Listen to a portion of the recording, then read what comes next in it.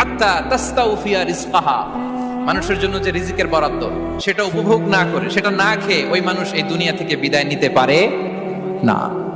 তাহলে আমার রিজক ভোগ না করে আমি মরবো না, এবং এটা যেহেতু আপনার জন্য নির্ধারিত, এটা আপনি পাবেনই। এখন এটা কি হালাল পন্থায় আপনি পাবেন না হারাম পন্থায় পাবেন, দ্যাট ইজ ইউর ডিসিশন। আপনার রিজক আপনার কাছে আসবে, এটা নির্ধারিত না অনির্ধারিত বলেন তো? আমি সবার কাছ থেকে শুনবো, রিজক কি নির্ধারিত না অনির্ধারিত?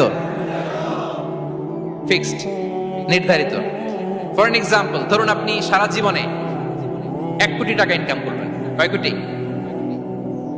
1 কোটি টাকা ইনকাম করবেন, এটা নির্ধারিত, আল্লাহ তাআলা ফিক্স করে ফেলেছেন, এটা আল্লাহর সিদ্ধান্ত। কিন্তু এই 1 কোটি হালাল পন্থায় আপনি উপার্জন করবেন না হারাম পন্থায়, এটা আপনার সিদ্ধান্ত।